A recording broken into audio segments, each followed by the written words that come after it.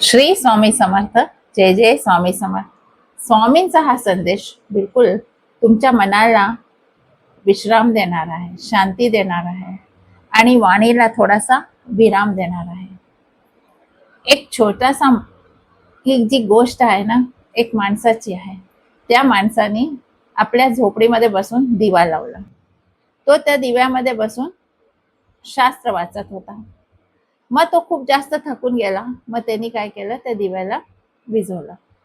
आणि जसाच त्यांनी दिवा विझवला, त्यांनी पाहिलं की पौर्णिमाचे एवढा मोठे जे प्रकाश आहे तो माझ्या घरामध्ये सगळ्यातून पसरून गेला, पण एवढा वेळ तो प्रकाश घरामध्ये आला नाही.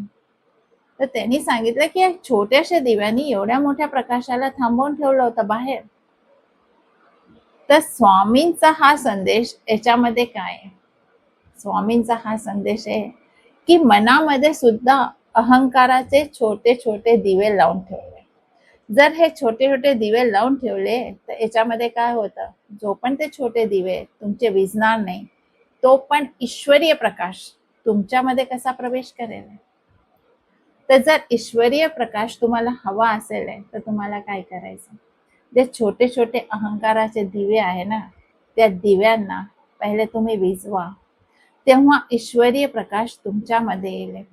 पण लक्षात ठेवा, जोपर्यंत तुमच्या वाणीला आणि मनाला विश्राम देणार नाही, जोपर्यंत मन शांत होणार नाही, तोपर्यंत ईश्वरीय प्रकाश जो आहे तो मनामध्ये प्रवेश करणार नाही.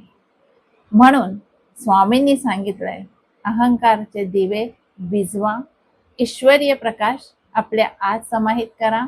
आणि जेव्हा ईश्वरीय प्रकाश समाहित होईल, मनाला, मानसिकता जी पण आहे त्याला शांतता मिळेल. आणि जेव्हा वाणीला विश्राम द्याले, तेव्हा मन शांत होईल.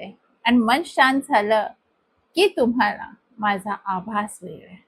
म्हणून स्वामी म्हणतात की अहंकाराचे जे दिवे आहे त्या दिव्यांना विझव आणि माझा आत्मसात कर. मी तुझ्या पाठीशी आहे, भिऊ नको, मी तुझ्या पाठीशी आहे. श्री स्वामी समर्थ. जय जय स्वामी समर्थ. मग बघा, स्वामींची उपस्थिती जाणवती की नाही. चला भेटू.